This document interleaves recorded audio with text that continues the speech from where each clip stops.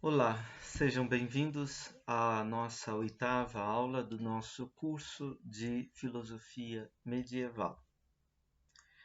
Nós fizemos já todo um percurso tratando da filosofia medieval historicamente, mas tendo sempre o nosso olhar voltado para o modo como a filosofia historicamente persegue, por assim dizer, a questão do ser, a questão da realidade do real. Nós falamos das fontes do Ocidente medieval através da evocação de três cidades, que são Atenas, Jerusalém e Roma. Falamos da romanidade e cristianidade latina e sua teologia da história. Falamos da cristandade bizantina também. E ultimamente falamos de outros mundos que contribuíram de uma maneira muito importante para a filosofia medieval, os mundos siríaco e persa, ligado com a Síria ocidental e oriental. Também falamos do mundo islâmico, o Islã oriental e ocidental, cujos nomes maiores são Avicena e Averroes, respectivamente, e falamos também da filosofia no judaísmo medieval. Agora nós vamos retornar propriamente à tradição latina. Vamos falar sobre a filosofia no medievo latina na forma que é mais madura que esta filosofia medieval alcançou, que é a da escolástica. A filosofia antiga e patrística são fontes para a filosofia medieval escolástica. A escolástica se difere da patrística por uma maior distinção entre fé e saber, filosofia e teologia. A escolástica é a forma mais amadurecida do pensamento medieval no mundo latino. Os períodos da escolástica são: primeiro, a pré-escolástica, a filosofia da época do Renascimento carolíngio, século IX. Segundo, a escolástica nascente, que se desenvolve da primeira metade do século XI até o fim do século XII. Terceiro, a alta escolástica, que vai de 1200 até cerca de 1340, o ápice da filosofia e da teologia na Idade Média Latina. Quarto, a escolástica tardia, de 1340 até o início do Renascimento, um tempo de estarrecimento do pensamento escolástico, de demolição e de passagem para o pensamento moderno. Teríamos também uma escolástica pós-medieval, uma escolástica moderna, por exemplo, no pensamento de Soares e de tantos autores espanhóis, portugueses, a Escola de Coimbra, por exemplo. Como também poderíamos falar de uma escolástica helenística, as escolas do fim da Antiguidade e de Roma Imperial.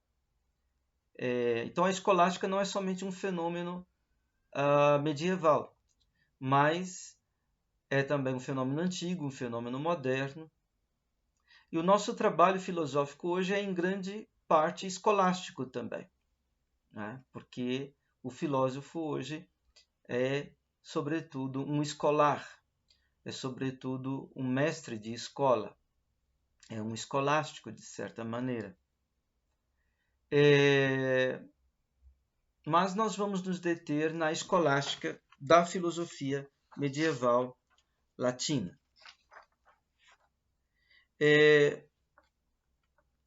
O título escolásticos em latim tem uma origem que tem a ver com a noção de escola, que remete à noção grega de skolé. Escolásticos é o termo que designava inicialmente qualquer pessoa que ensinasse as septem artes liberales, as 7 artes liberais, herdadas do antigo sistema de ensino. São elas a gramática, a dialética, a retórica, que formam os 3 primeiros caminhos, o trivium, da educação. Enquanto a aritmética, a geometria, a música e a astronomia compõem os 4 outros caminhos da formação fundamental de toda a Idade Média. São ensinadas desde Carlos Magno nas escolas do palácio, das catedrais e dos conventos. Como os mestres de todo o ensino, seja do primeiro, do segundo ou do terceiro grau, são quase sempre teólogos, o termo escolásticos, na forma de doctores scholastici, foi sendo transferido também para os professores e docentes de teologia, chegando por fim a designar todos os que se ocupavam com a ciência numa instituição de ensino. O termo é uma latinização do grego scholastikos, cujo uso mais antigo pode-se constatar numa carta de Teofrasto, sucessor de Aristóteles na direção do Perípato, escrita a seu discípulo Fanias, conservada em parte por Diógenes Laércio, um compilador do segundo século. O termo grego se deriva do substantivo skolé, em alemão Schule, em inglês school, em latim escola, nas neolatinas école, escola, escola, escuela. Skolé, em grego, diz o ócio criativo de forças e valores culturais. Os latinos traduziram por ocium, o ócio, e o contrário, a scolé ou a escolia, por negocium, nec ocium, isto é, não ócio. Assim, o negócio supõe que se suspenda a criação e a inventividade cultural e se opere com os recursos já criados em condições já dadas. Isto um texto do professor Emanuel Carneiro Leão.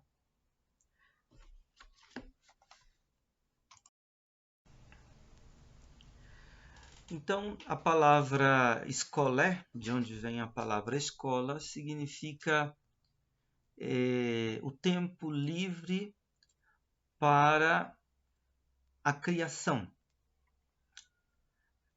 O ócio, não como um nada a fazer, mas o ócio como uma diversão aqui não como entretenimento, e sim como uma distensão das demandas imediatas de sobrevivência humana, na qual o ser humano se dedica à criação de forças e de valores culturais, na arte, no pensamento, na ciência, na religião, etc. Isso é a ideia de ócio, né? Que para os gregos era a ideia positiva, né? O negócio, como o nome já diz, não ócio, é o negativo, ou seja, é aquilo onde o homem deixa de criar para poder reproduzir, né, aquilo que já está dado e criado em seu mundo histórico, na lida com as coisas, na lida com os outros, no mundo da convivência, na ação e na produção cotidiana. Para aprender a pensar com os medievais, a escolástica medieval nos oferece bons préstimos e oportunidades. Podemos dar 3 razões. A primeira é que na escolástica latina confluem as riquezas das outras tradições, ou seja, as riquezas das tradições antigas, gregas e latinas, das tradições patrísticas, da patrística grega, siríaca, latina também. A riqueza do pensamento bizantino, aos poucos também algum contato vai chegando, né? As riquezas do pensamento siríaco, árabe, isto é, islâmico do Oriente e do Ocidente, e judaico. Todas essas tradições, elas confluem para a escolástica medieval. Depois nós temos também uma criatividade do pensamento escolástico, ou seja, a escolástica não apenas integra, sintetiza estas contribuições das tradições, mas ela também cria bastante. Os escolásticos abriram novos horizontes de questões e rasgaram outras dimensões de interrogação que não se encontravam nas demais tradições. A terceira razão é o caráter determinante do pensamento escolástico para o destino do pensamento moderno, né? As contribuições dos pensadores escolásticos, elas estão muitas vezes de uma maneira latente, subreptícia, no pensamento moderno. Pensemos, por exemplo, no pensamento escolástico que afluiu para a filosofia de Soares, e Soares que sintetizou, de certa maneira, sobretudo as contribuições de Tomás de Aquino, de Duns Scotus, dos tomistas e dos escotistas anteriores a ele. Soares que, pela sua terminologia, pelas suas posições, também chegou a ter uma influência em autores do século XVII, como Descartes, Leibniz, né? A metafísica, por exemplo, da escola de Wolff, um herdeiro de Leibniz, né? Essa metafísica acabou atuando em plena Aufklärung, na plena iluminismo, esclarecimento na Alemanha, né? Essa escolástica que também influenciou a teologia protestante, por exemplo, de Melanchthon, e através desta escolástica protestante ela chegou até o pensamento de Hegel, por exemplo, né? E a de Soares chegou até o pensamento de Kant, né? Então, a escolástica, a atualidade da filosofia medieval, ela é uma atualidade, digamos assim, muitas vezes escondida. Ela atua sobre o pensamento moderno, mas muitas vezes de uma maneira latente.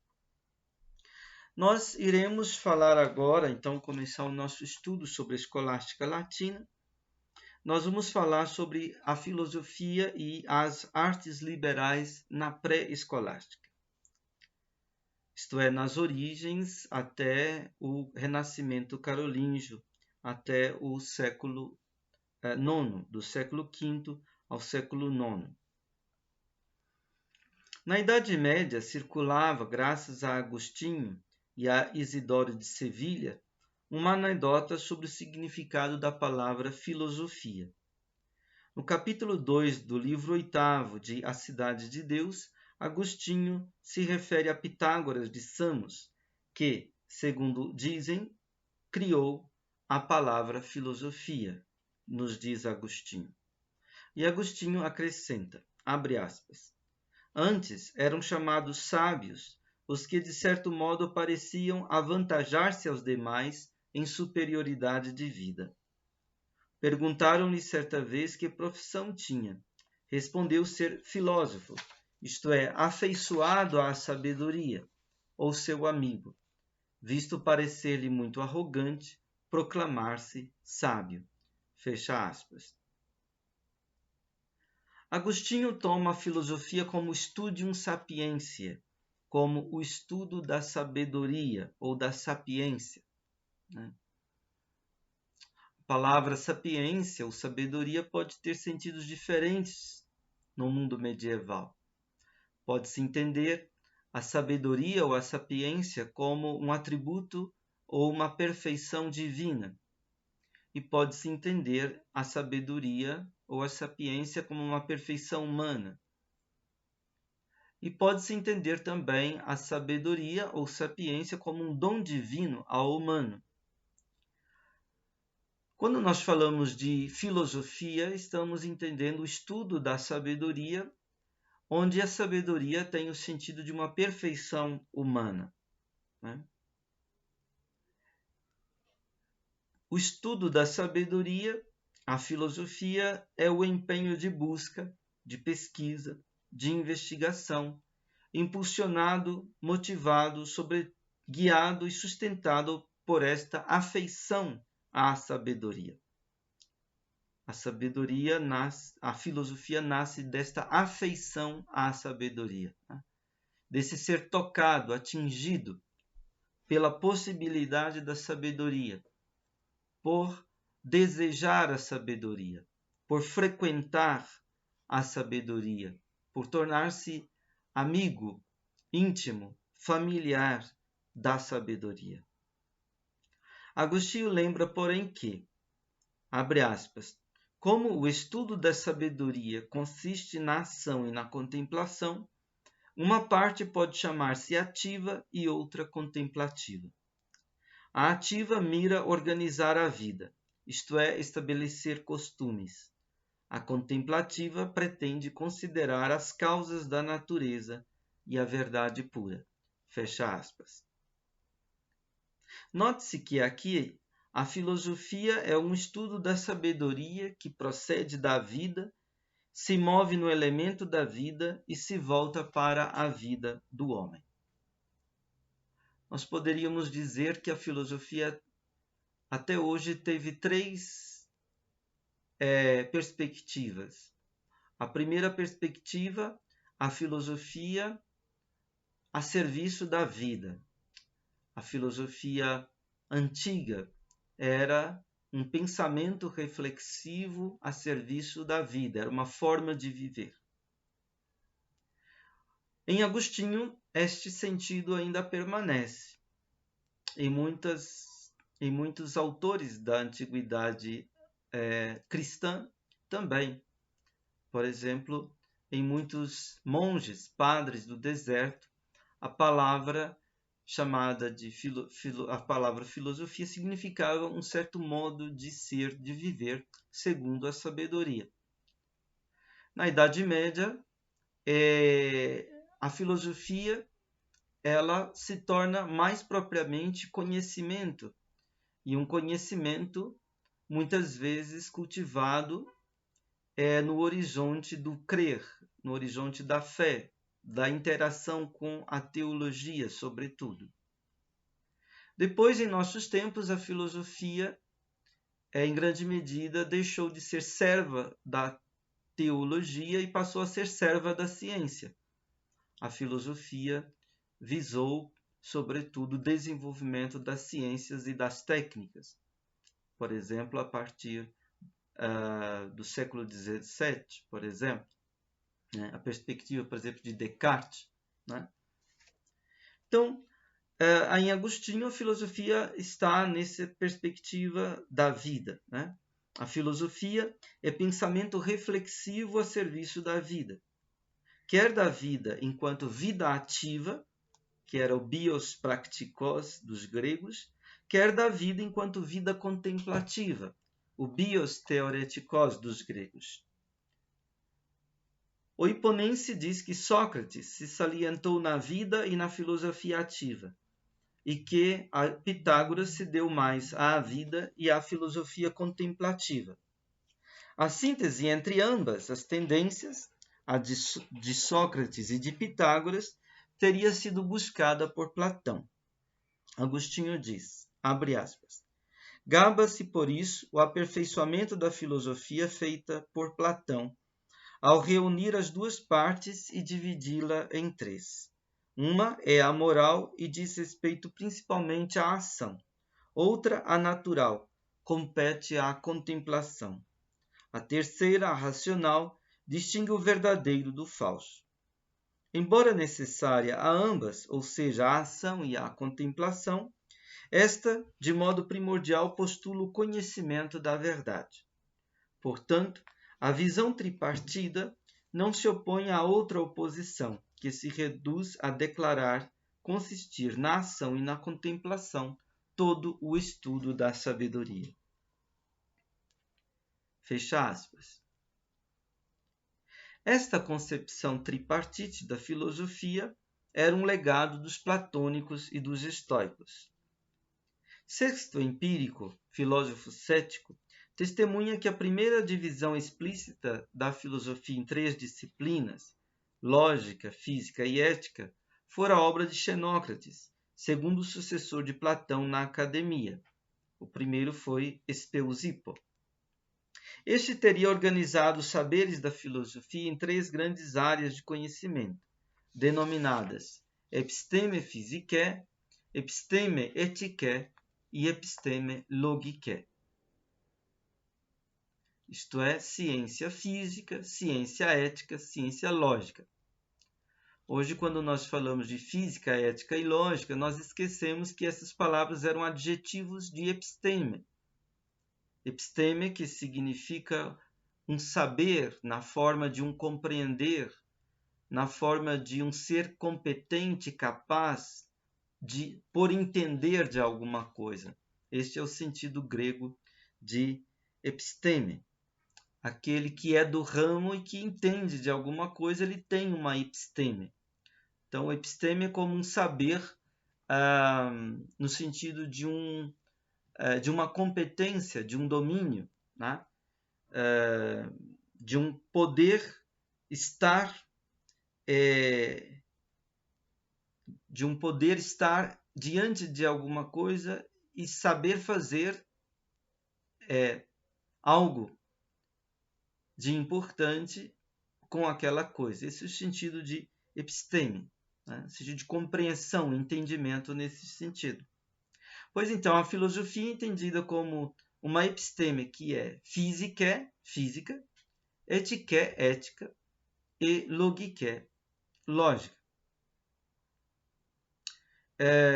Sexto Empírico, entretanto, indica Platão como o verdadeiro principiador dessa tríplice divisão da filosofia. Ele diz assim: de forma mais completa, porém, designam as partes da filosofia aqueles que dizem que, quanto à filosofia, um elemento constitutivo é o que pertence à physis, outro o que diz respeito ao ethos e, por fim, um outro que trata do logos. Dentre os que assim se expressam, Platão é o que primeiro propriamente parte da possibilidade de olhar de modo consistente essas 3 perspectivas, à medida que erigiu um diálogo sobre o muito que diz respeito à physis, o muito que diz respeito ao ethos e não menos ao logos. Mais explicitamente, porém, ou seja, que designaram, constataram e sustentaram propriamente em títulos, assumiram essa divisão Xenócrates, os que sucederam o Perípatos e os que seguiram os estoicos.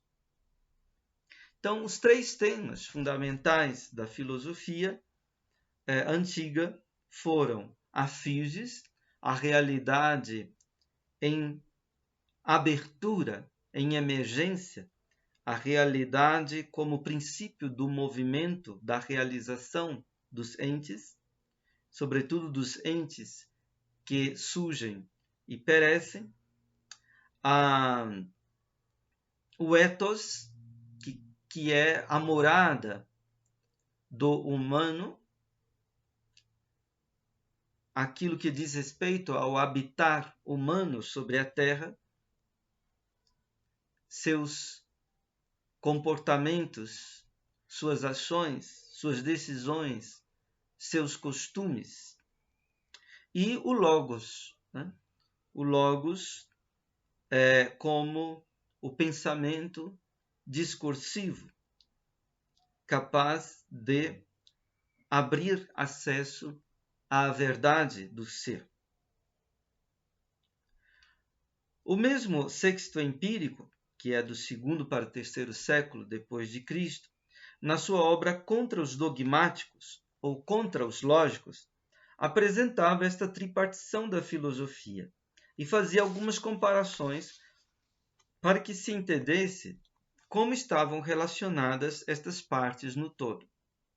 Assim, numa comparação afirmava: dizem que ela, isto é, a filosofia, se parece com um ovo, pois a ética parece com a gema, que para alguns é a substância do pintinho, a física se parece com a clara, que alimenta a gema, e a lógica se parece com a casca, que por fora segura tudo. Estas palavras de Sexto Empírico. Nesta comparação, a lógica ou a filosofia racional é o saber mais exterior. No entanto, é o saber que dá firmeza aos outros saberes, à física, isto é, a filosofia natural, e à ética, ou seja, a filosofia moral. Numa outra comparação, Sexto Empírico diz: daí equipararem convincentemente a filosofia a um jardim de todas as frutas, comparando a altura das árvores à física, ao sabor das frutas à ética e à solidez dos muros à lógica. De novo, a lógica aparece como que dá solidez e garante proteção racional às demais investigações. Já a física parece dizer respeito à altura do conhecimento que se ergue em meio ao todo do ente, a natureza, e a ética parece novamente ser o mais importante para o homem.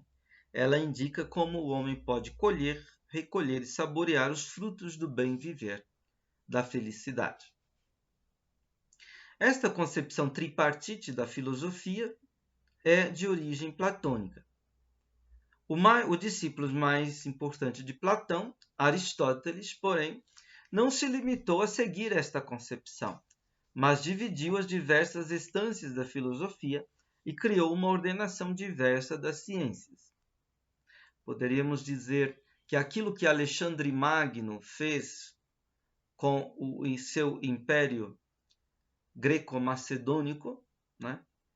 Isto é, a divisão, a conquista de reinos e a divisão desses reinos, politicamente, militarmente, Aristóteles fez com o âmbito dos saberes, o âmbito das ciências que surgiram da atividade filosófica grega.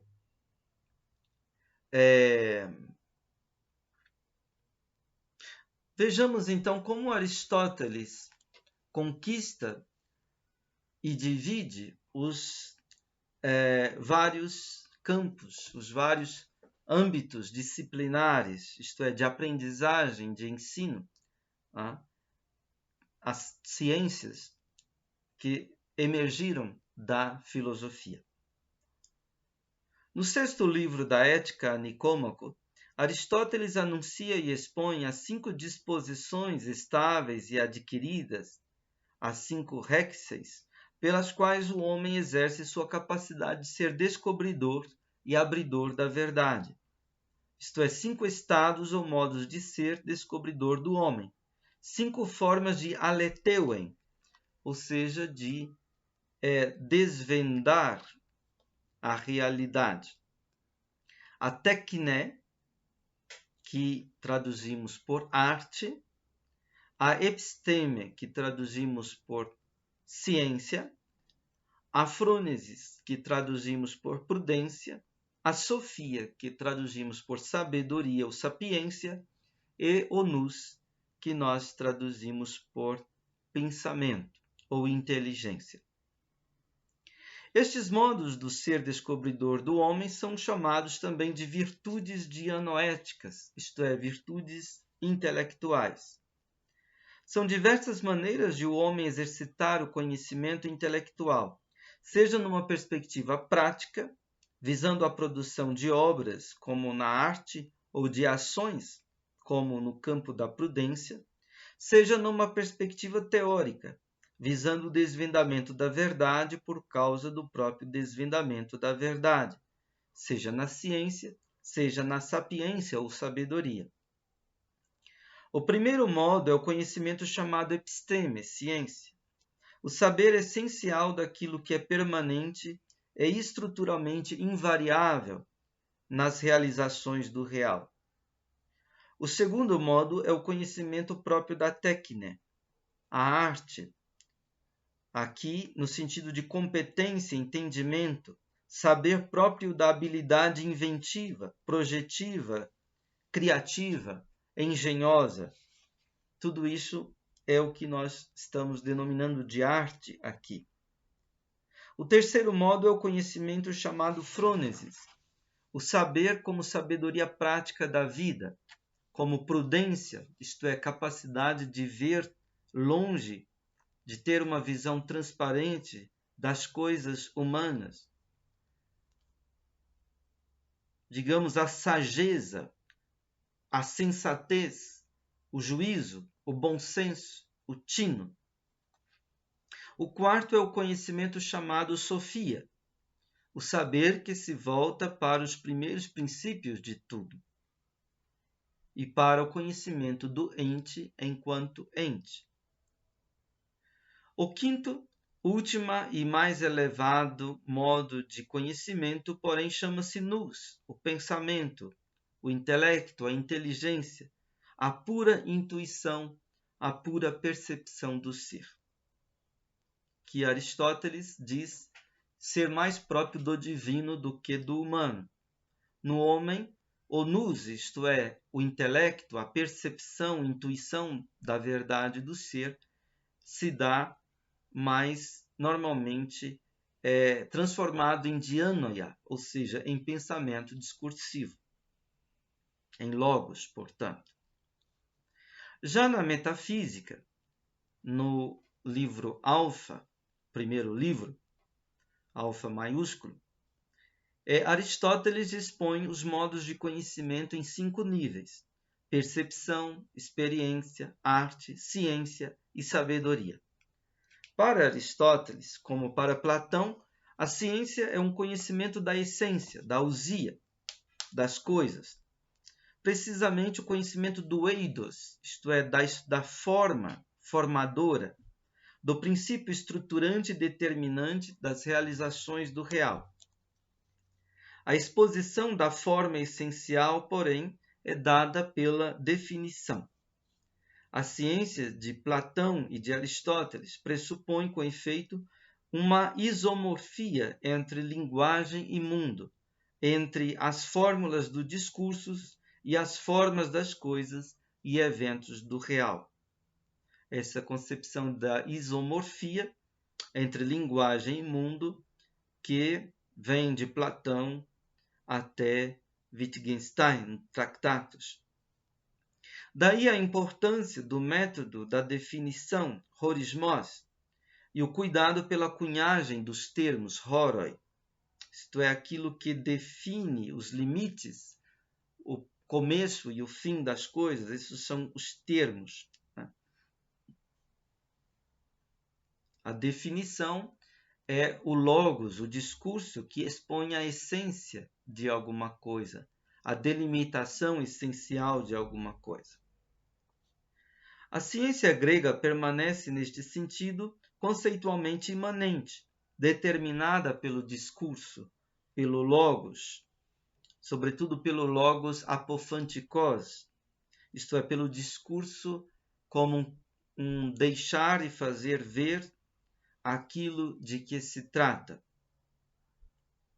Para o Stagirita, a ciência é o conhecimento do essencial, isto é, do universal e do necessário, que preside às realizações do real. É o conhecimento daquilo que é sempre. Para Aristóteles, do particular e do contingente não há propriamente ciência, mas apenas opinião, doxa. A apreensão do essencial, isto é, do universal, necessário, permanente, porém, se dá por indução, epagogé, ou por silogismos, silogismos. Além disso, Aristóteles entende que a ciência é o conhecimento das causas, aitia. Não basta conhecer que algo acontece, nem como acontece, mas é preciso conhecer por que acontece. A que é devido tal acontecer? O que responde por ele, pelo seu ser e também pelo seu devir. É isto que se chama de causa. Além disso, a ciência é o conhecimento demonstrativo, apodeixis, conhecimento silogístico. As causas são as premissas do silogismo. O silogismo parte do que é conhecido a partir das causas para chegar ao conhecimento do que até então era desconhecido. Todas as ciências são filosofia para os gregos. Mas a filosofia primeira, ou seja, a filosofia em primeira linha, para valer, é a ciência das causas primeiras do ser do ente como tal e como um todo. Esse tipo mais alto de conhecimento é chamado por Aristóteles de sofia, sabedoria. Depois, os aristotélicos chamaram-no de metafísica. Na metafísica, Aristóteles apresenta o organismo das ciências dividido do seguinte modo, isto em 1025b a 1026a. A episteme, isto é, o saber no sentido da competência, da compreensão, do entendimento de alguma coisa, pode ser praktike, ou seja, concernente à praxis, à ação. Em segundo lugar, pode ser poietike, ou seja, concernente à poiesis, à produção, à criação ou engenhosidade humana, que se exerce no domínio da técnica, da arte, do saber criar. Em terceiro lugar, pode ser teoretique, ou seja, concernente à teoria. Teoria que como visão das formas, que se exerce na busca da verdade por causa da própria verdade. A ciência teorética, por sua vez, se divide em matematike, physique e theologique. Matemática, física e teologia, teológica. Na matemática, se consideram certas qualidades que, na consideração, são abstraídas e estudadas como se estivessem separadas da matéria. O processo abstrativo, a fairesis, atualiza o que só potencialmente estava presente nas coisas sensíveis. Estas formas ou qualidades sensíveis que são abstraídas, como as figuras da geometria ou os números da aritmética, não têm existência separada, isto é, não têm o status de substâncias separadas, de horiston. Elas só são separadas conceptualmente, não realmente. Nesse sentido, Aristóteles discorda da tradição pitagórica e platônica. Já a física estuda o que é separado realmente, o horiston. A separação é uma das características da substância, da ousia. Esta é um ser em si por si, autônomo, autárquico. Elas, a substância, são algo subsistente, substrato ou suporte de propriedades. Todas as modificações do ser em si, todas as modificações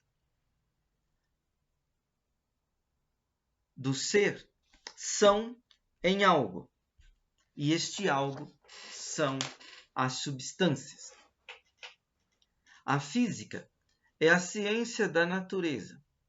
A natureza é o princípio do movimento. A ciência física estuda substâncias em movimento, quinômena, isto é, submetidas à mutação, à transformação, tais como a gênese e a corrupção, ao aumento e diminuição, à alteração e à mudança de lugar. Já a terceira classe de ciência, chamada de theologique, teológica, ou teologia, teologia, trata de outro tipo de substâncias separadas, aquelas que não estão submetidas ao movimento, à kínesis. A palavra teologia, antes de Aristóteles, foi usada por Platão para designar o discurso mítico-poético sobre os deuses. Aristóteles também chegou a usar este nome neste sentido. Mas o significado de teologia é diverso quando se trata da divisão das ciências. Teologia é o estudo filosófico do divino e do Deus. O divino, Theon, é o que é o mais elevado no ser. É o que é sempre. A contemplação dos céus é para os gregos o ponto de partida da concepção do divino. Platão e Aristóteles atribuem a uma antiga tradição a veneração do divino nos uranioi, isto é, nos corpos celestes. Nesta concepção, estes eram dotados de alma. Não eram meros corpos, eram deuses visíveis. Para esta tradição grega, ser imortal era a característica fundamental do divino, e o ser imortal aparece identificado com aquilo que se supunha incorruptível, os entes celestes e suas esferas. Aristóteles, porém, adota como digno de consideração filosófica apenas um Deus e uma substância divina. O Deus, que é o primeiro motor, que tudo põe em movimento, como que é apetecido e amado, cuja vida é pensamento de pensamento, e a substância divina, o éter, cujo movimento é eterno. Platão usou a palavra teologia referindo-se ao discurso mítico-poético sobre os deuses. Aristóteles a usou no sentido de uma investigação filosófica, seja em parte física, seja em parte metafísica, sobre o divino e sobre o Deus, o primeiro motor. Mais tarde, o estoico Panécio, que levou a filosofia para Roma, distinguiu 3 teologias: a dos poetas, a dos filósofos e a dos homens de Estado, dando mais importância a esta última. Agostinho, em A Cidade de Deus, irá expor a teologia dos romanos segundo estes 3 gêneros, só que retomando-os de Marco Varrão, que escreveu um livro sobre as antiguidades das coisas humanas e divinas. Agostinho mostra o juízo de valor que Varrão faz da teologia mítica. Trata-se de um juízo negativo, semelhante àquele que Platão emitiu na República, quando negou a relevância da influência da teologia poética na educação das crianças.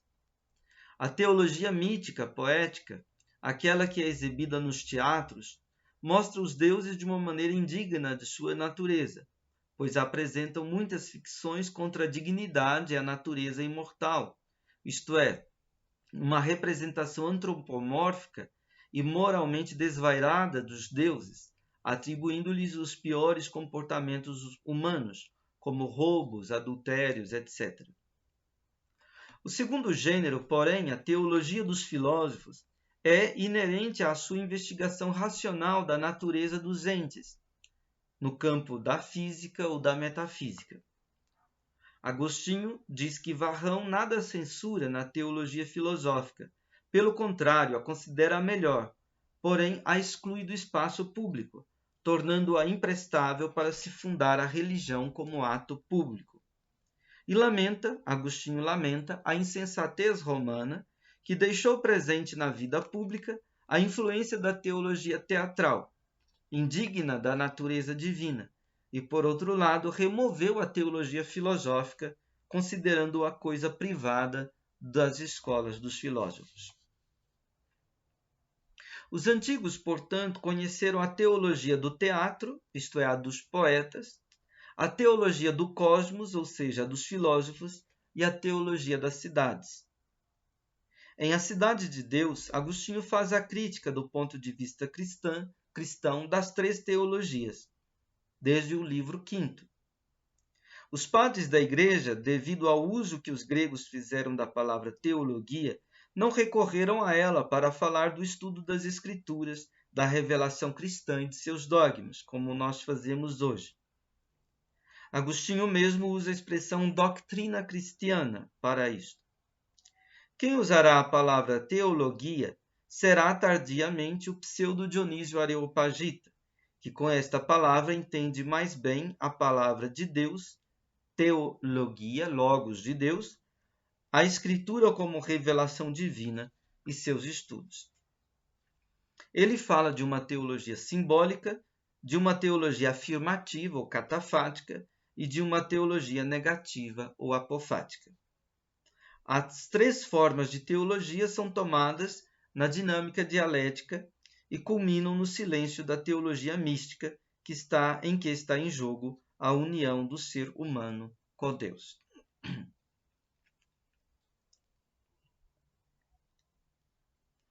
A terceira concepção das ciências é a das artes liberais.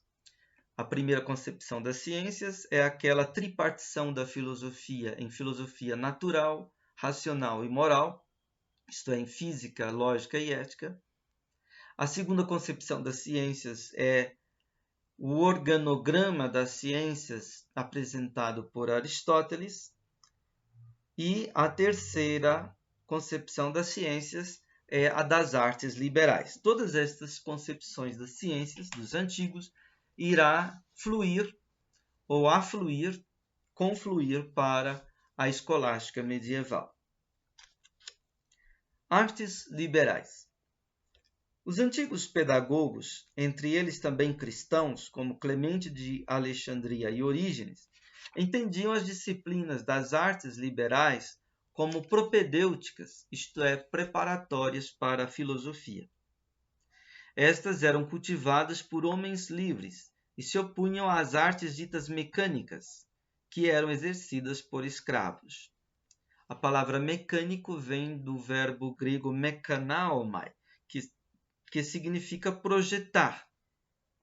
As artes mecânicas eram as artes voltadas para a sobrevivência, isto é, para a utilidade, como também para a comodidade e o prazer humano imediato.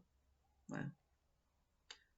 São, por exemplo, a agricultura, o pastoreio ou a pecuária, como nós falamos hoje, o comércio, a navegação, a produção de vestimentos e etc. Então, estas eram chamadas de artes mecânicas. Né?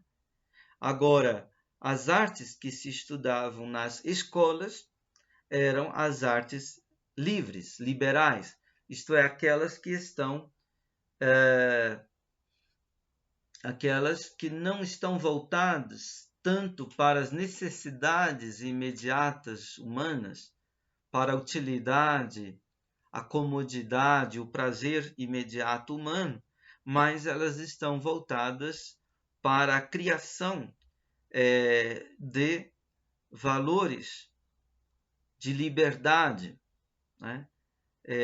Para a criação de bens culturalmente mais elevados, né? Relacionados com o belo, com o verdadeiro, por exemplo. A lista das artes liberais varia. A lista canônica foi estabelecida por Marciano Capella na sua obra Núpcias de Mercúrio e da Filologia, escrita em cerca de 420. Ali, Marciano distingue o trivium, ou os três caminhos dos saberes da palavra, a gramática, a dialética ou lógica e a retórica, e o quadrivium, ou os quatro caminhos dos saberes matemáticos concernentes às coisas, a geometria, a astronomia, a música e a aritmética. Na concepção de Agostinho, o estudo das artes liberais ajudaria não somente a tornar o homem eloquentíssimo e doutíssimo, segundo o projeto romano de formação, projeto de Cícero, no qual Cícero retoma o ideal grego da paideia, paideia que os romanos traduzem por humanitas, isto é o cuidado do humano, a educação, a formação, a cultura como cuidado do humano, mas na visão grega, não, melhor, na visão romana, o homem há que ser eloquente e doutíssimo. Ou seja, ele tem que ser um homo loquax, um homem loquaz, eloquente, capaz de discorrer, de discursar na república, né? E deve ser também um homem douto, que não somente saiba falar bem, mas que tenha algo conveniente, oportuno, útil, bom, verdadeiro e belo a se dizer, né? Para Agostinho, porém, não basta que o homem seja eloquentíssimo e doutíssimo, como queriam os romanos, mas ele também deve ser perfeito. Perfeito no sentido que ele tem que se perfazer no sentido ético e no sentido religioso. Com efeito, neste projeto cristão de saber, o cultivo das artes liberais constitui o mais elementar do Studium Sapientiae, o estudo da sabedoria. Elas, as artes liberais, para Agostinho, formam o degrau básico da formação do homem cristão. A filosofia seria o degrau intermediário e a doutrina cristã,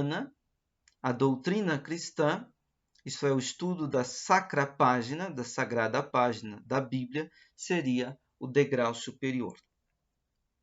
As artes liberais teriam um papel propedêutico para a filosofia.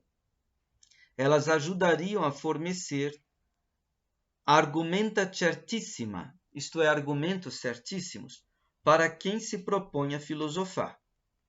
Depois serviriam para exercitar o ânimos no sentido da afinação, a erudição aqui no sentido de afinar o ânimo humano, erudício, e no sentido de torná-lo capaz de discernir as coisas mais sutis, pois teriam a capacidade de ajudar o estudante a passar das coisas corpóreas às incorpóreas, do temporal ao intemporal, do real ao ideal, da criatura ao Criador. Aqui, a perspectiva platônica da formação humana em Agostinho.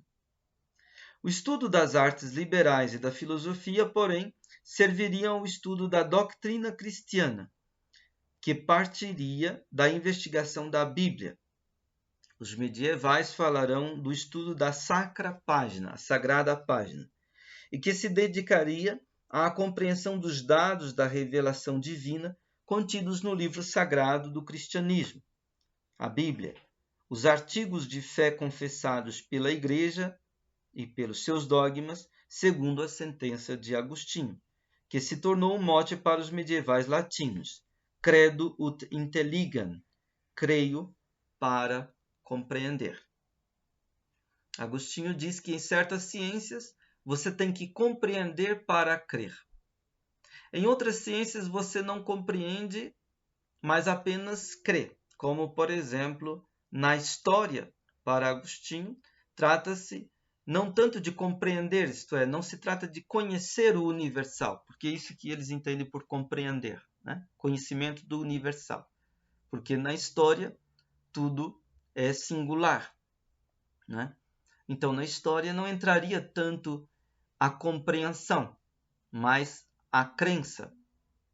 Claro que uma crença baseada em indícios, né, documentais ou monumentais, né? Mas há ciências em que o homem somente compreende, há ciências em que o homem somente crê se ele compreende, que são as disciplinas humanas, as matemáticas, por exemplo, a filosofia ela mesma. E há aquelas ciências que o homem só compreende se ele crer. E esta é a ciência da doutrina teológica, no sentido da doutrina cristã da revelação bíblica. Os medievais latinos estudaram as artes liberais, antes de tudo a partir das traduções dos tratados de Boécio, que tratavam sobretudo de matemáticas e de lógica. Do século VI ao XII, foram vários os estudiosos que deram continuidade ao cultivo destas artes. Cassiodoro, Isidoro de Sevilha, Beda o Venerável, inseriram estes estudos nas escolas monásticas. O saber que se procura cultivar é de caráter enciclopédico. Procura abranger a totalidade dos saberes seculares, as artes liberais e dos saberes eclesiásticos, o estudo do patrimônio da fé cristã. A principal atividade consiste em compilar, inventariar e classificar o que foi legado. É assim que Isidoro, bispo de Sevilha, escreve a sua principal obra, as Etimologias, dedicada ao rei visigodo Sisebuto. A tese central é a de que o estudo das coisas se faz mais eficaz se se parte do estudo das palavras. O caminho do conhecimento vai da palavra à coisa, e não o contrário. A linguagem tem, portanto, a primazia na aprendizagem humana. E neste contexto, conhecer as origens e as definições das palavras é de fundamental importância. Daí a noção de etimologia.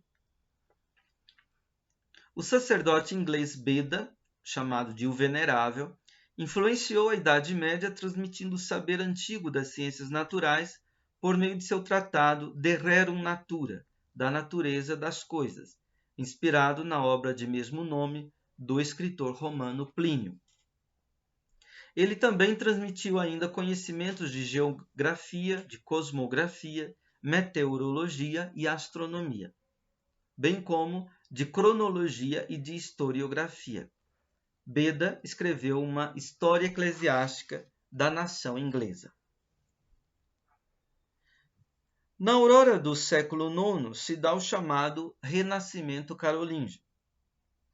Segundo o modelo dos bizantinos, Carlos Magno quis também ter em seu palácio os grandes nomes de intelectuais do seu tempo e do seu espaço, a cristandade latina. A partir daí, quis promover uma reforma escolar, que trouxe uma renovação cultural, que também promoveu o estudo das artes liberais e da filosofia.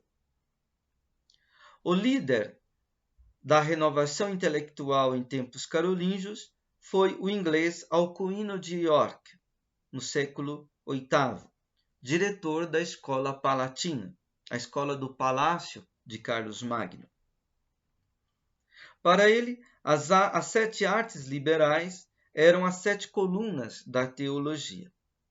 Na sua perspectiva, a filosofia devia servir à teologia em vista da fundamentação e da sistematização da ciência da fé. Da escola de Alcuino é Rabano Mauro, do século IX, que fundou uma escola monacal em Fulda, na Alemanha, responsável pelo incremento da formação filosófica e teológica do clero alemão. Promoveu o estudo das artes liberais e da filosofia, sobretudo dos escritos platônicos. Escreveu também uma enciclopédia de ciências naturais, seguindo o modelo de Beda e de Isidoro, intitulada De Universo, ou De Rerum Naturis, da natureza das coisas, das naturezas das coisas. Vamos nos deter aqui no pensamento de 2 figuras do Renascimento carolíngio, Fredegísio de Tours e João Scotus Erigena, ou Eriúgena. Fredegísio nasceu na Inglaterra no fim do século VIII foi discípulo de Alcuino.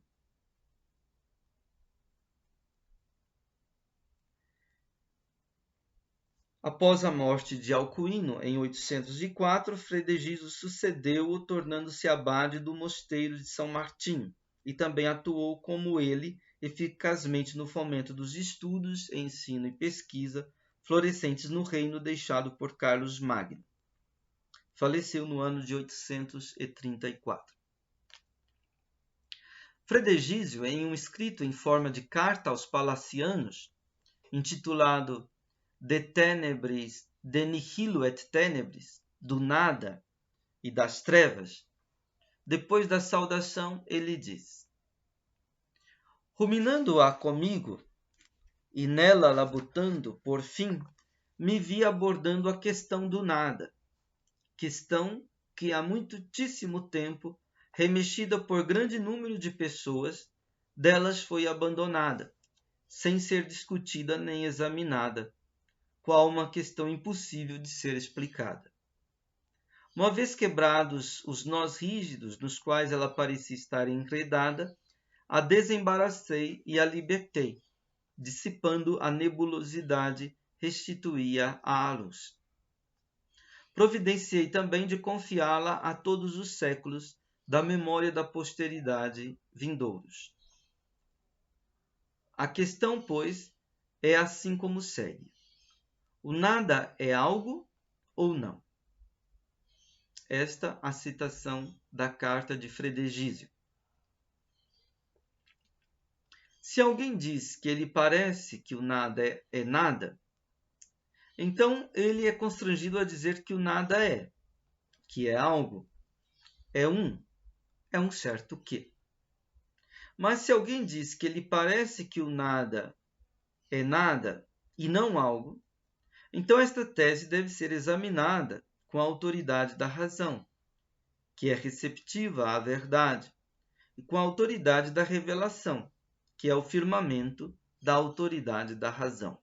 Firmamento no sentido o que dá firmeza estável a alguma coisa. Dois argumentos de razão partem dos nomes e dos seus significados. Escreve Frei de Egísio, abre aspas: hajamos assim pela razão. Todo nome finito, pois, significa algo. Por exemplo, homem, pedra, madeira. Estes nomes, portanto, lá onde forem ditos, simultaneamente ao mesmo tempo em que foram ditos, compreendemos as coisas que eles significam. Assim, o nome homem, colocado para além de qualquer diferença, designa a universalidade dos homens. Pedra e madeira contêm de modo semelhante a sua generalidade. Portanto, o nada se refere ao que significa. Disso também se prova que não pode não ser algo. Igualmente, um outro argumento: toda significação é o que é. Nada, porém, significa algo.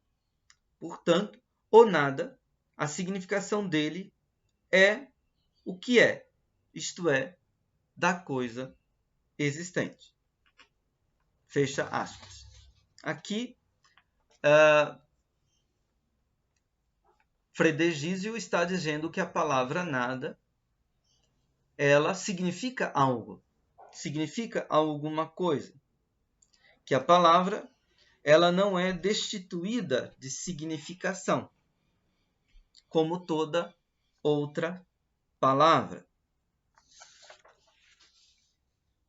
Partindo, pois, do nome e da significação, quer como ato de significar, quer como conteúdo significado, Frei de Egísio conclui que o nome nada nomeia algo de real, ou seja, que o nada não é uma simples, uma mera, uma pura e nua negação.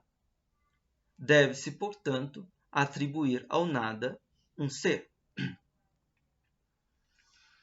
Em seguida, Frei de Egísio procura mostrar com argumentos da revelação que o nada não somente é algo, como também é um grande algo. A Igreja, diz ele, ensina a doutrina da criação, recebida da revelação divina contida nas Sagradas Escrituras. Assim instruída nos arcanos dos mistérios, com fé inabalável, ela confessa que o poder divino obrou terra, água, ar e fogo, também luz e anjos e a alma do homem do nada. A Sagrada Escritura fala do abismo, caos, e das trevas que cobriam o abismo. Então, Fredegísio procura mostrar que as trevas são, e do mesmo modo o nada é. Mais uma vez, é pelo caminho da linguagem que Fredegísio argumenta, recorrendo à natureza da declaração afirmativa e da negação. Vamos citar mais uma passagem do texto da carta de Fredegísio. Abre aspas. Quem diz que as trevas são, ele põe constituindo a coisa. Quem, porém, diz que as trevas não são, tira, negando a coisa. Assim como quando dizemos que o homem é, constituímos a coisa, isto é, o homem. Quando dizemos que o homem não é, retiramos a coisa, negando, isto é, o homem. Pois o verbo da substância tem isso na natureza de declarar a sua substância, ao que quer que seja. Aqui se acrescenta o sujeito sem negação. Portanto, no que é dito, as trevas eram sobre a face do abismo, a coisa constituída, a qual nenhuma negação separa ou divide, pois as trevas é sujeito, eram o declarativo. Declara, pois, predicando que as trevas são de algum modo. Eis a autoridade acompanhada pela razão, razão que também confessa a autoridade. Ambas predicam uma mesma coisa, a saber, que as trevas são. Fecha aspas. Seguem-se outros tantos exemplos tirados das Escrituras, evocados com o fim de mostrar que as trevas são.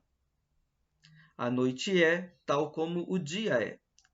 Na criação, Deus separa claridade e escuridão e chama a claridade de dia e a escuridão de noite. Se, pois, o nome dia significa algo, o nome noite não pode não significar algo. Se o Criador, com sua autoridade, separou a luz e a escuridão, e nomeou a luz chamando-a de dia e a escuridão chamando-a de noite, então o nome noite significa algo, tanto quanto o nome dia. E a autoridade do Criador não pode ser anulada. Segue uma reflexão sobre a palavra do Criador e o ser das coisas. Abre aspas. O Criador, no entanto, imprimiu nomes às coisas que ele criou, para que toda a coisa dita por seu nome fosse conhecida. E não formou nenhuma coisa sem vocábulo, nem estatuiu vocábulo a não ser que algo a que o vocábulo foi estatuído existisse. Se não fosse assim, de todo modo, parece ser supérfluo, o que é nefasto dizer que Deus o fez. Se, porém, é nefasto dizer que Deus estatuiu algo supérfluo, o nome que Deus impôs às trevas, de modo algum pode ser visto como supérfluo. Se não é supérfluo, é conforme o modo. Se, porém, é conforme o modo, é ela necessária, porque para conhecer a coisa era necessário que ela fosse designada, significada por ele. Consta, portanto, que Deus constituiu as coisas conforme o modo e os nomes que são mutuamente entre si são necessários. Fecha aspas. O nome dá a conhecer a coisa. É o caminho pelo qual se acede à coisa. O nome não só denota alguma coisa. O nome nomeia, isto é, evoca, chama para a proximidade, torna presente de certo modo a coisa. Assim, os nomes têm uma necessidade, que é de evocar as coisas que nomeiam. Também o nome nada, como o nome trevas, não são sem significação. Dão a conhecer alguma coisa que evoca, se nos apresenta. Mas assim como a realidade da luz é diversa da realidade da escuridão, isto é, a realidade do dia é diversa da realidade da noite, assim também a vigência do ser é diversa da vigência do nada. E seguiram-se outros exemplos, todos tirados das Sagradas Escrituras, todos se referindo às trevas. Os exemplos articulam as trevas com as categorias. As trevas são um certo quê? Substância. Enviou as suas trevas, diz o Salmo 104. Ele colocou as trevas como seu esconderijo. Aqui, as trevas como lugar. As trevas também como posse. Um salmo fala de suas trevas. Como lugar, ainda, as trevas exteriores de que fala o Evangelho. As trevas como um quando ou tempo. Na narrativa da paixão diz que houve trevas da hora sexta à hora nona. As trevas em relação à quantidade. Se a luz que está em ti são escuras, quão grandes serão as próprias trevas? Citação do Evangelho de Mateus, capítulo 6, versículo 23. Vê-se, pois, que Fredegísio enfrenta uma questão fundamental da filosofia, a do nada, que ao lado da questão do ser, são as questões mais importantes, recorrendo a uma consideração da linguagem e também a uma análise categorial. Ele busca argumentos de autoridade e de razão, argumentos da autoridade da razão e argumentos da autoridade da revelação, que, no entanto, são submetidos a uma análise racional fundamentadora. E termina dispondo-se para o diálogo filosófico com seus leitores. Procurei assim esclarecer essas poucas palavras endereçadas à vossa grandeza e prudência, recorrendo simultaneamente tanto à razão como à autoridade. Tudo isso para que, aderentes a elas de modo firme e inamovível, possais não vos declinar da vereda da verdade por nenhuma opinião falsa. Mas se acaso, por quem quer que seja, for pronunciado algo que dissentisse dessa nossa noção, recorrendo a esta como a uma regra, possais expulsar de suas sentenças as estultas maquinações. Termina o tratado, o texto sobre as trevas. Vamos passar agora a um outro pensador da época do Renascimento carolíngio, conhecido como João Escoto Eriúgena, ou João Escotus Erígena,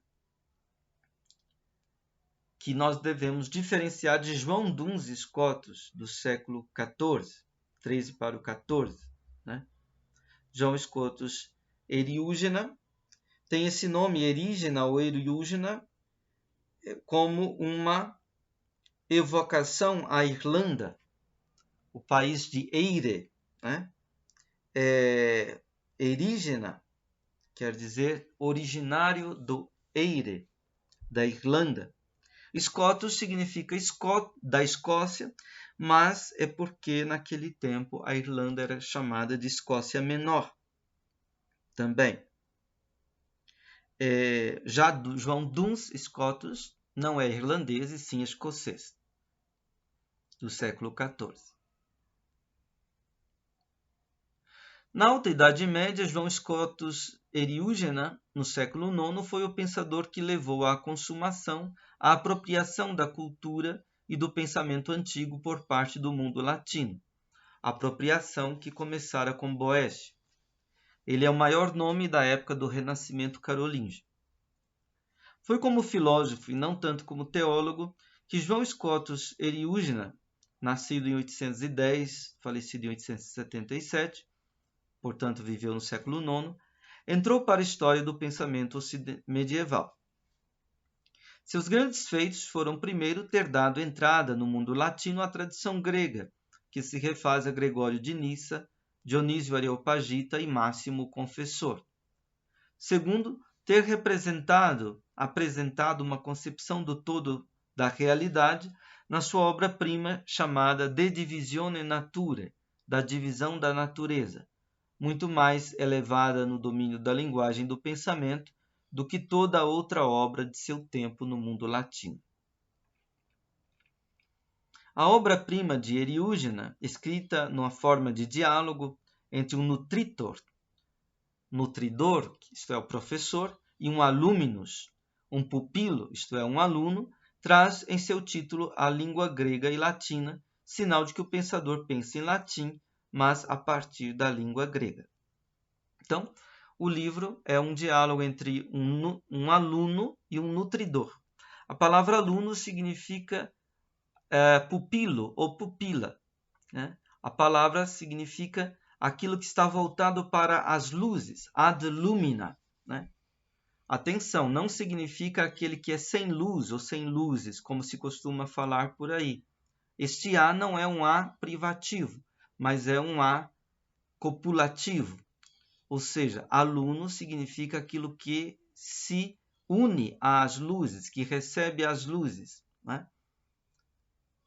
É por isso que significa pupila ou pupilo. Então, esta obra tem um título ao mesmo tempo latino e grego. O título está assim formulado: Perificios merismu id est de divisione naturae. Perificios merismu é a expressão grega que Eriúgena repete em língua latina, depois de um id est, isto é, de divisione naturae. Então ele diz da divisão da natureza em grego e em latim. Objeto da investigação é, portanto, o tema mais antigo da filosofia, a physis, o que os latinos traduziram por natura. Natura, que tem a ver com nascer. Physis, phyen, tem a ver com brotar, surgir, emergir, rebentar, eclodir. Ambas as palavras nomeiam não a natureza no sentido parcial das ciências naturais, como hoje nós falamos, mas a natureza em sentido filosófico, o ser sendo como a totalidade do ente, ou seja, de tudo aquilo que é. Então, natureza pode significar uma parte do ente, como nós falamos hoje, a natureza oposta, por exemplo, à história, à cultura. Natureza pode significar o ente no seu todo e como tal. Era assim que os primeiros gregos falavam de natureza. E natureza pode significar o ser do ente, como tal e como um todo.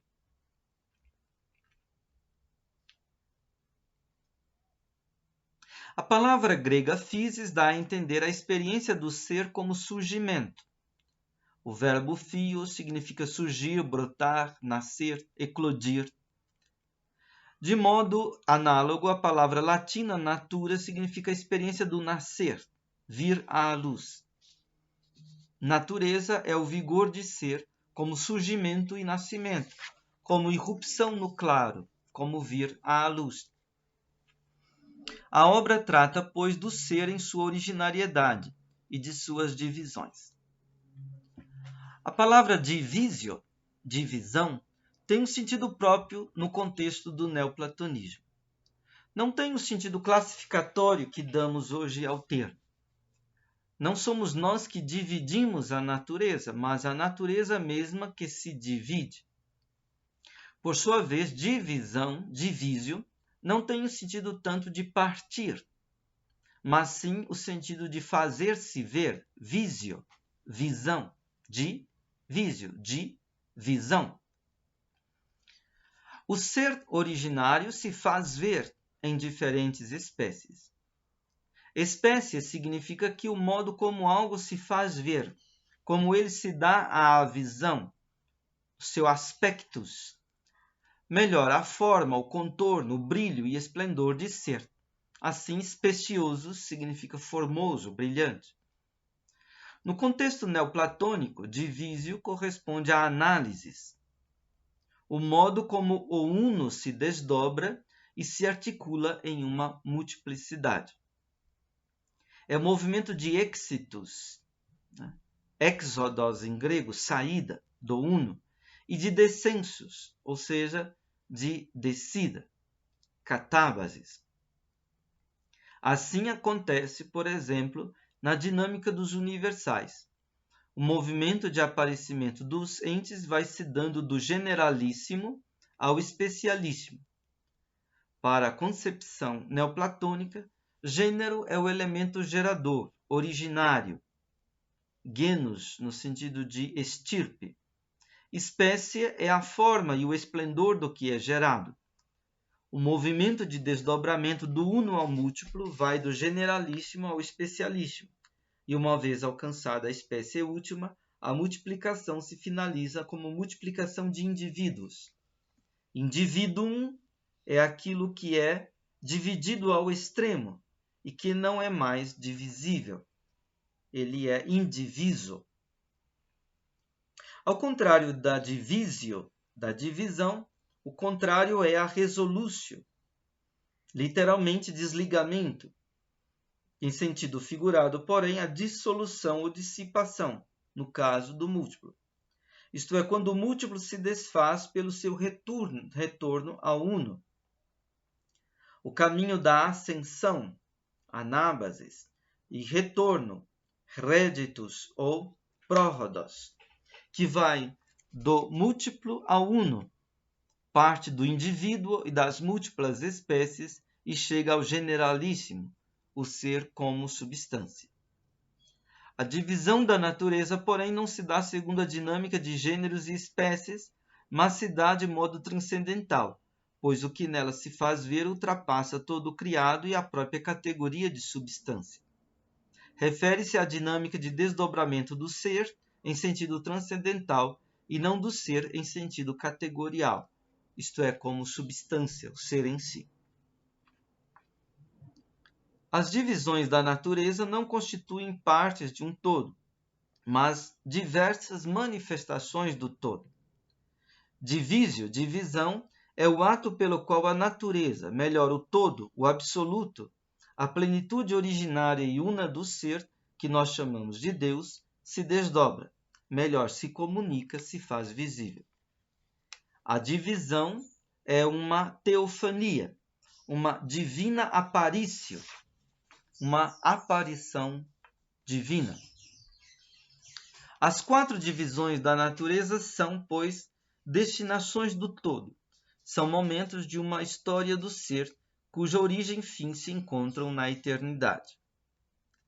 Torna-se visível que a divisão da natureza através de 4 diferenças recebe 4 espécies, das quais a primeira está naquela que cria e não é criada, a segunda naquela que é criada e cria, a terceira naquela que é criada e não cria, e a quarta naquela que nem cria nem é criada. Palavras de João Scotus Eriúgena, logo no iniciozinho do primeiro livro da divisão da natureza. Então ele fala de 4 diferenças ou 4 espécies de natureza. A natureza que cria e não é criada, a natureza que é criada e cria, a natureza que é criada e não cria, e a natureza que nem cria nem é criada. Vamos tentar entender essas 4 espécies de natureza. A primeira aparição do ser se dá naquela natureza que não é criada e cria. Isto é, Deus como causa criadora. Deus é a essência ente, possibilidade real e realidade possibilitadora de tudo que vem a ser, fundamento abissal de todas as coisas. Pelo ato criador, ele comunica existência a tudo mais. Enquanto ser originário e pleno, Deus é tudo, é o todo, o uno, o absoluto, o eterno. Não há nada fora de Deus. O segundo momento. A segunda aparição do ser se dá naquela natureza que é criada e que cria. Tratam-se aqui das causas primordiais, as causas primordiais ou primeiras de todas as coisas. O que Platão chamou de ideias, as formas originárias ou arquétipos de todas as coisas. Esta concepção, porém, em Eriúgena, só se entende caso se tome como horizonte a doutrina cristã trinitária, mais especificamente a doutrina cristã do Logos, Filho de Deus. Cada coisa, antes de ser em si mesma e no espaço-tempo do mundo, é em Deus, como um pensamento e um desejo no Espírito de Deus, ou melhor, no Filho de Deus. A criação é um desdobramento e uma ressonância da geração do Filho. No Filho, o Pai se diz. Nele, o Pai concebe e diz todas as coisas, por bem-querer, de modo absolutamente gratuito. Criação é comunicação do ser. Comunicação que se dá por meio do Filho. A palavra, o Logos, o Verbo, a sabedoria, a arte eterna do Pai. No princípio, Deus criou o céu e a terra, isto é, a totalidade dos entes. No princípio, isto é, na palavra, no Logos, no Filho, que é coessencial e coeterno com Deus, o Pai. Por isso, a criação tem um quê de geração. O criado é cria de Deus, concebido, gestado e trazido à luz por Deus no Filho de Deus desde a eternidade. A natureza das coisas que estão na mente ou no espírito divino é criada, mas é também criadora. A verdade de cada coisa do mundo consiste em ela ser assim como era no pensamento de Deus. As coisas eternas das coisas, as ideias eternas das coisas são arquétipos, são formadoras, formas formadoras, que determinam o modo de ser de cada coisa que vem à luz no espaço-tempo do mundo. Portanto, ideias são doações de ser, são possibilidades possibilitadoras de ser, que têm sua origem no pensamento divino. A verdade das coisas consiste em elas serem aquilo que corresponde a esse pensamento divino. Terceiro momento. A terceira aparição se dá naquela natureza que é criada, mas não é criadora. Natureza naturada e não natureza naturante, para usar uma terminologia análoga presente na modernidade desde Spinoza. Trata-se aqui da natureza do mundo estendida no espaço-tempo. O mundo surge do nada da receptividade para o ser, denominado de matéria-prima, matéria primordial. O mundo é, pois, feito de matéria sem forma totalmente de nada, e por isso também o mundo é feito totalmente de nada, diz Eriúgena no terceiro livro, capítulo 22. Cada coisa do mundo é concreta, isto é, quer dizer, ela se faz visível por meio de uma concreção. Concretum vem de concrescere, crescer junto, adensar, condensar. Os dois elementos que entram na composição do concreto são a forma, elemento determinante do modo de ser, estruturante, possibilitador, e a matéria, princípio de receptividade que se predispõe a ser. Só que agora, como matéria formada. O mundo criado é, neste sentido, a forma terminal do processo criativo do ser. Por ser terminal, já não cria. É, no entanto, criado. Criar é aqui dar existência, possibilitar subsistência e consistência de ser. O ser não é somente essência, mas também existência. Existência significa a positividade de ser no espaço-tempo do mundo, de ser em si, substância, e de ser relação com outras coisas, de ter uma densidade e uma consistência de ser. Esta concepção de ser de cunho existencial é nova em relação ao neoplatonismo, que entendia o ser de modo essencialista. Quarto momento. A quarta aparição do ser se constitui na natureza não criada e que não cria. É Deus como fim de todas as coisas. O bem para o qual tudo tende e pende, como a sua consumação, perfeição e plenitude. Aqui se trata de Deus como a plenitude serena em que todo o movimento criativo se aquieta e se silencia. O silêncio em que a sinfonia da criação se recolhe. A primeira e a quarta divisões, portanto, correspondem a Deus como o princípio e o fim de todas as coisas, alfa e ômega de tudo. Nas palavras do próprio Eriúgena, abre aspas, e pois a primeira e a quarta são um, porque elas são inteligíveis somente a respeito e a partir de Deus. É ele, pois, o princípio de todas as coisas que são dadas com ele, dele e a partir de si. E é o fim de todas as coisas, que o apetecem, para que nele se aquietem eterna e imutavelmente. Fecha aspas. O fim de tudo é o retorno, réditus, a reversão, revérsio, para Deus. É o recolhimento do múltiplo no uno. Na consumação de todas as coisas, Deus é tudo em tudo. Escutemos as próprias palavras de Eriúgena.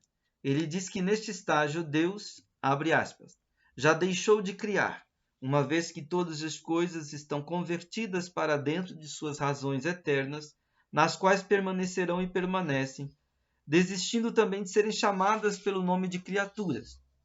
Deus, pois, será tudo em tudo, e toda a criatura será obumbrada, uma vez que foi convertida para dentro de Deus, como os astros ao surgir do sol. Fecha aspas. A imensa intimidade entre Deus e a criatura que se apresenta nessa concepção de Eriúgena e que persiste ao longo de toda a Idade Média, levantou suspeitas ao longo da história de panteísmo. Contudo, há panteísmo onde o Deus em questão não é tomado como ser pessoal e onde o ato criador é encarado como simples emanação e não como um ato livre e gratuito de amor. Não é o caso de Eriúgena. Apesar das ressonâncias neoplatônicas, o seu pensamento é fundamentalmente cristão. O horizonte de sentido de sua exposição é o mistério trinitário. A processão do universo a partir de Deus se dá por meio do Filho. É o Espírito Santo que vivifica todas as coisas. É por meio da deificação do homem que o universo retorna para Deus e nele se aquieta. O homem é criado de tal maneira que nele todas as coisas estão contidas. Ele é o microcosmo, por ser o elo que liga as duas extremidades criaturais, o mundo do espírito e o mundo do corpo, o inteligível e o sensível. A queda do homem é a queda do universo. A salvação do homem é a própria salvação do universo. Ao unir-se ao homem na encarnação, Deus se une ao próprio universo. A intimidade que existe entre Deus e a criatura é uma intimidade da relação paternal-filial e mesmo da relação esponsal. A deificação não é uma eliminação do humano no homem, mas a sua plena consumação, pois o homem já fora criado à imagem semelhante de Deus. O homem é teomorfo. A reversão e resolução de todas as coisas em Deus não é a supressão da individualidade, mas a sua consumação. Vemos no livro 5, de 8 a 13. Não há confusão entre Deus e a criatura, conquanto Deus não é o todo da criatura, nem a criatura é parte de Deus. Assim, do mesmo modo, a criatura não é o todo de Deus, nem Deus parte da criatura, diz João Scotus Eriúgena. Entretanto, há absoluta intimidade e proximidade entre Deus e a criatura, uma plena identificação, o que só se torna possível a partir de uma admirável condescendência amorosa por parte de Deus, pois ao criar, Deus se faz de certa maneira criado, isto é, renunciando à sua absoluteza. Deus se dispõe a entrar no horizonte do ser criatural, a se relacionar com a criatura no plano de ser dela mesma. Abre aspas, nada, pois, subsiste fora dela, isto é, da natureza divina. Conclui-se que somente ela, verdadeira e propriamente, é em todas as coisas, e nada verdadeiro e propriamente é que não seja ela. Assim, não devemos compreendê-las como duas coisas distantes, Senhor e criatura, mas como um e o mesmo. Pois tanto a criatura é subsistente em Deus, quanto Deus, de modo admirável e inefável, é criado na criatura, manifestando-se a si mesmo. invisível, fazendo-se visível, incompreensível, fazendo-se compreensível, oculto, fazendo-se aberto, incógnito, fazendo-se conhecido, carente de forma e aspecto, fazendo-se formoso e especioso, sendo supraessencial, fazendo-se essencial, e sendo supranatural, fazendo-se natural. Em todas as coisas criando, faz-se criado em todas as coisas. Sendo feitor de todas as coisas, torna-se feito em todas as coisas. Lemos no livro 3, capítulo 17, da divisão da natureza. A condescendência de Deus não depõe contra a sua transcendência, antes a atesta e corrobora. De uma maneira dialética, porém, pela via negativa, é preciso reafirmar a transcendência de Deus. Eriúgeno o faz ao modo de Dionísio. A via negativa leva a intuir Deus como não criado nem criador. Mas agora de um modo todo especial. Deus é agora intuído não como princípio, nem como fim de todas as coisas, não mais como ser, nem como natureza, nem como essência, nem como ente, mas como o que transcende tudo isso, como superessencial. Essência est, afirmatio. Essência non est, abdicatio. Superessencialis est, affirmatio simul et negatio. Diz ele no livro 1. É essência, afirmação. Não é essência, abdicação. É superessencial, afirmação e, simultaneamente, negação. A via negativa é via de abdicação. É renunciando a Deus que o homem intui algo do mistério de Deus, não como Criador, princípio e fim da criatura, mas como Deus mesmo na sua deidade. Em sua deidade, Deus se dá como silêncio abissal. Aqui todo o afirmar e negar se recolhe. Como que transcende todo o ser, toda a essência e natureza, todo o ente existente, Deus pode ser chamado de nada? Eriúgenes faz uma investigação sobre os modos em que nós falamos de ser e nada. Há pelo menos 5 modos de interpretar o ser e o nada, ou melhor, aquelas coisas que são e aquelas que não são. Tudo depende do ponto de vista semântico, do sentido que a cópula est, é, ou non est, não é, recebe na proposição. Num primeiro sentido, dizemos que é aquilo que faz conhecer diretamente, por meio da experiência sensível. Neste sentido, Deus nada é. Mas não somente Deus, também a essência de cada coisa e as ideias ou razões eternas das coisas na mente de Deus nada são. Nós não conhecemos o que a coisa é, sua essência, mas apenas que ela é, sua existência. De sua essência, nós só temos um conhecimento indireto, oblíquo, por via dos acidentes, ou melhor, dos atributos e propriedades, sendo algumas mais características e substanciais do que as outras. Do mesmo modo, Deus e as ideias são por nós pensados, mas não conhecidos, se por conhecimento entendemos aquilo que se dá de modo sensível, empírico. Neste primeiro sentido, pois, o que é metafísico é um nada. Em segundo lugar, na ordem do criado, disse que é a tudo aquilo que se deixa apreender num determinado nível, que não é a tudo que transcende esse nível, estando num nível superior. A cada vez o superior é um nada em relação ao inferior, que não o apreende. O vegetal nada é para o mineral. O animal nada é para o vegetal. A alma intelectiva nada é para o animal. O anjo nada é para o homem. Nada é aqui designação para transcendência, superação no ser, superioridade de ser. Em terceiro lugar, chamamos de nada àquilo que é apenas potencial, ao que ainda não é, ao que ainda não se realizou, como a semente nada é em relação à árvore. Em quarto lugar, chamamos de nada àquilo que é corporal, pois surge e perece, isto é, passa do não ser para o ser e do ser para o não ser, aparece e desaparece.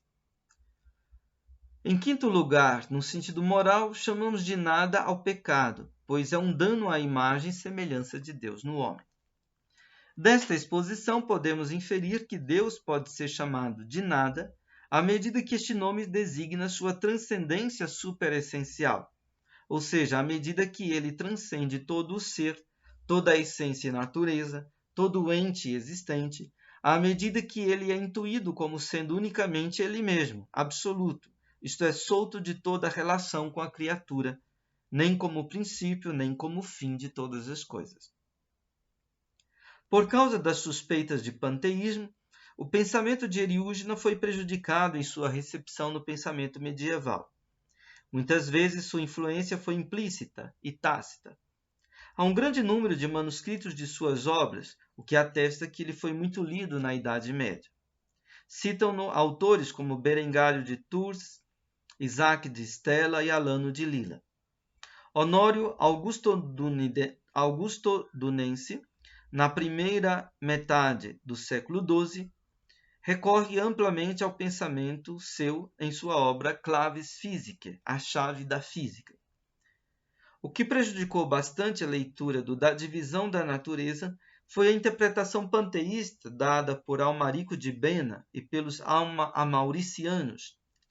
Este ensinou abertamente a identidade de Deus e da criatura. Para ele, Deus é a essência e a forma de toda a criatura. Tudo é um e este um é Deus. Os amauricianos, por sua vez, ensinavam que Deus atua em nós o querer e o agir, e que, por conseguinte, não havia nenhuma diferença entre bem e mal, entre mérito e culpa. Diziam ainda que o Pai se encarnou em Abraão e nos patriarcas, que o Filho se encarnou em Jesus Cristo e que o Espírito Santo se encarnara neles, os amauricianos, para suprimir a Igreja e instituir um reino de conhecimento e de amor. Quem traz em si o amor está no céu. Não há de fato nem céu nem inferno, eles dizem. Vê-se que a sutil relação de identidade e diferença que existe no pensamento de Eriúgena cede lugar, no caso dos amauricianos, a uma concepção grosseira, onde a identidade perde toda a tensão dialética e todo o tom de encontro pessoal com Deus, e a identificação se torna crassa confusão. Por causa de tudo isso, a leitura do De Divisione Naturae foi proibida pelo Concílio de Paris em 1210, e esta decisão foi ratificada 15 anos depois pelo Papa Honório III. Apesar disso, admiradores de Dionísio no século XIII, como Alberto Magno, Tomás de Aquino e os franciscanos, citaram Eriúgena como o comentador de Dionísio.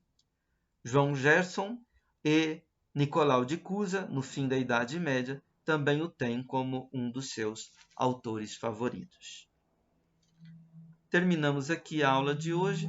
Muito obrigado pela sua paciência, pela sua atenção e até a próxima.